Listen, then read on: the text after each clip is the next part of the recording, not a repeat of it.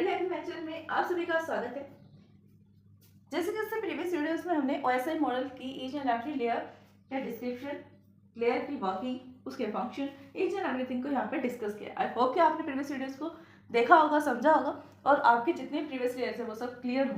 ठीक है, आज का जो हमारा टॉपिक है वो होगा last layer which is the 7th layer of OSI model application layer. ठीक है, तो आज हम एप्लीकेशन लेयर को डिस्कस करने जा रहे हैं, वीडियो के साथ बने।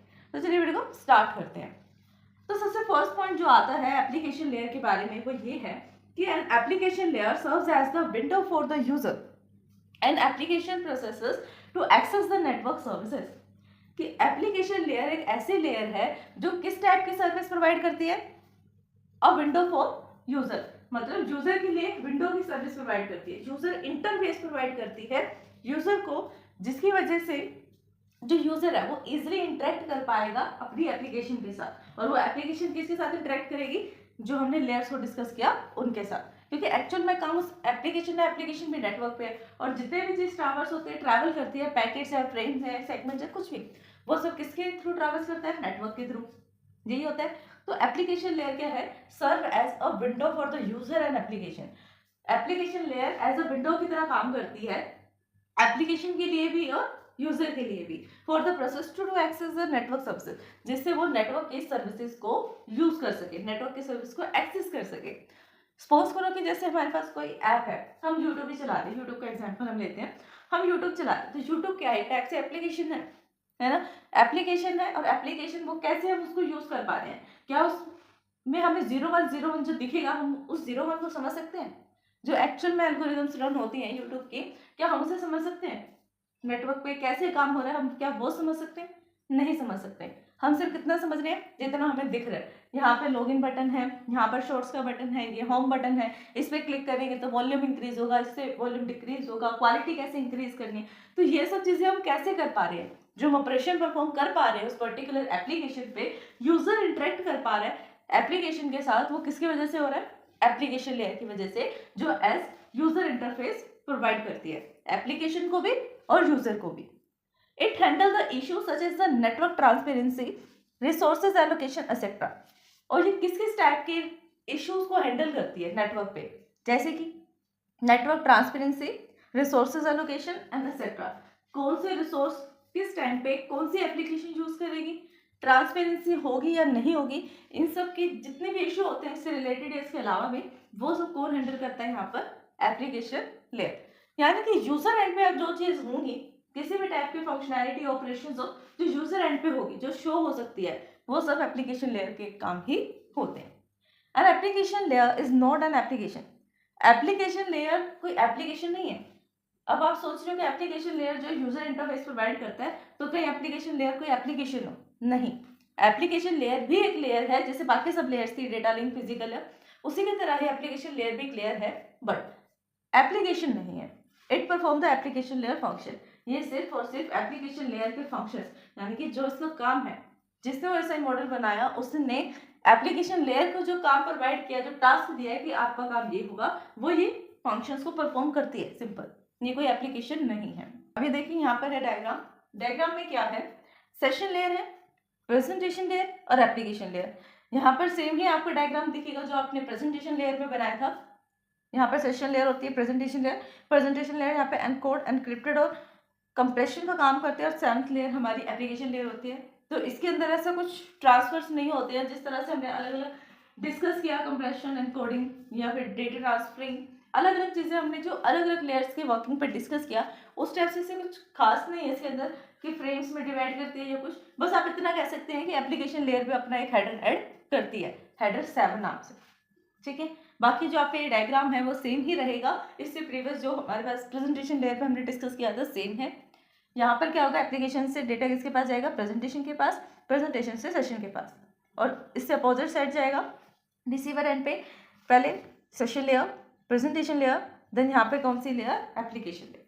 ठीक है, यहाँ पर देखिए कि ट्रांसपोर्ट लेयर लिखा हुआ है, आपको यहाँ पर ट्रांसपोर्ट नहीं एप्लीकेशन लेयर लिखना है, क्योंकि लास्ट लेयर जो होती है वो एप्लीकेशन लेयर होती है।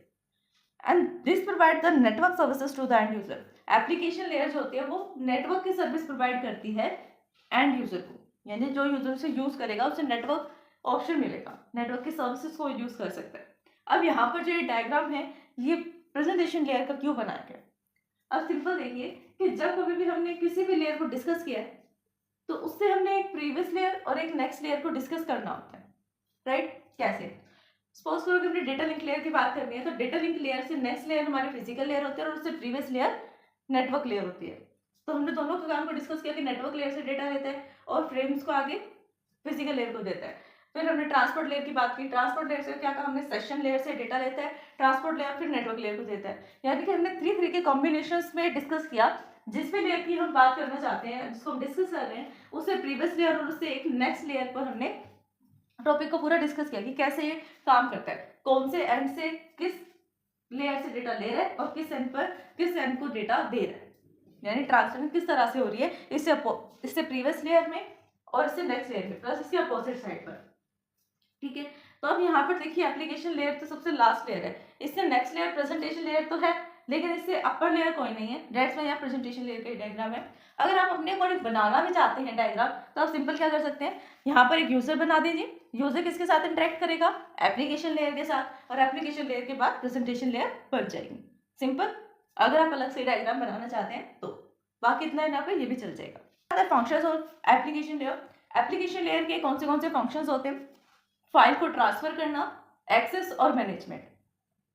फाइल ट्रांसफरिंग करना, फाइल को एक्सेस कर पाना और फाइल जो उसके पास स्टोर है उसे मैनेज करके रखना, ये सब किसका काम है, एप्लीकेशन लेयर का। Application layer allow a user to access the file in a remote computer. Application layer जो होती है वो अलो करती है यूजर को कि वो रिमोट लोकेशन पर भी किसी अनदर कंप्यूटर के साथ कनेक्ट होकर उसकी फाइल को शेयर कर सकता है। अब रिमोट कंप्यूटर से हम कैसे शेयर कर सकते हैं, रिमोट कंप्यूटर क्या होता है। अब देखिए कि जैसे आप रूम नंबर 1 में हैं या फिर आप ये समझिए कि आप एक अलग कंट्री में हैं। अब जैसे दिल्ली है, दिल्ली शहर में है, ठीक है। अब एक जो आपका नेटवर्क है वो दिल्ली में है और दूसरा आपका जो कंप्यूटर सिस्टम है जिसके साथ आप कनेक्ट होना चाहते हैं वो बेंगलोर है।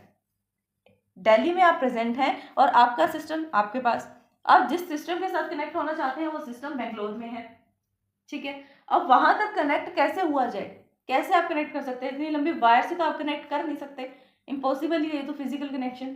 तो आपको किस टाइप का कनेक्शन चाहिए, लॉजिकल कनेक्शन। तो लॉजिकल कनेक्शन कैसे होगा, इसी प्रोसेस को हम क्या बोलते हैं, रिमोट लॉगिन बोलते हैं। कि आप दूर बैठकर भी अपने किसी सिस्टम का यूज करके किसी अनदर सिस्टम पर, जो या तो किसी अनदर रूम में हो, आपसे नेक्स्ट रूम में है, आपसे नेक्स्ट कंट्री में, अलग से शहर में है, या किसी अनदर शहर में है, अलग कंट्री में है, किसी अनदर वर्ल्ड की साइड पर, ठीक है, कहीं पर भी है, उससे आप कनेक्ट हो सकते हैं। उसके लिए किसी ना किसी प्रोटोकॉल्स का और प्रोसेसेस का यूज किया जाता है। इसके लिए जब हम रिमोट लॉगिन करते हैं तो रिमोट लॉगिन के लिए टेलनेट का यूज किया जाता है। टेलनेट के थ्रू ही हम यहाँ पर क्या करते हैं, टर्मिनल नेटवर्क होता है वो, टेलनेट के थ्रू हम रिमोट लॉगिन कर सकते हैं। एक्सेस करना रिमोट कंप्यूटर को, ये हो गया। रिट्राइव कर सकते हैं वहाँ से हम, रिमोट जो कंप्यूटर सिस्टम है उसके साथ हम लॉगिन कर लें रिमोट कंप्यूटर में, उसके साथ कनेक्ट होते हैं तो रिमोट कंप्यूटर पे जो भी फाइल्स रखी हैं उसको हम रिट्राइव कर सकते हैं, उसको मैनेज कर सकते हैं, स्टोर करके रख सकते हैं। ये हमें मेल सर्विसेज प्रोवाइड करता है। मेल सर्विसेज यानी ईमेल की सर्विसेज प्रोवाइड करता है। Application layer provide the facility for the email forwarding and storing and forwarding technique का यूज करके। सपोज कि आपने किसी पर्सन को मेल भेजा, जिस टाइम पर आप मेल कर रहे हैं उस टाइम पर जिस पर्सन को आप मेल कर रहे हैं वो एक्टिव नहीं है, उसका नेटवर्क ऑन नहीं है, तो क्या होगा, स्टोर एंड फॉरवर्ड टेक्निक का यूज किया जाएगा। आप जिस टाइम मेल भेज रहे हैं तो आपके सर्वर तक तो वो चला गया, आपने मेल सेंड की, आपके फोन से आपके सर्वर तक तो मेल चली गई, फिर आपका सर्वर जो है वो रिसीवर के सर्वर तक सेंड करेगा, रिसीवर का सर्वर उसको स्टोर करके रख लेगा। जिस टाइम भी क्या होगा कि ऑनलाइन आएगा रिसीवर, उस टाइम पर रिसीवर का जो सर्वर है वो रिसीवर के मोबाइल पर यूजिंग द एप्लीकेशन लेयर या any processes any protocol show कर देगा कि आपके पास एक मेल आया है इस पर्सन से।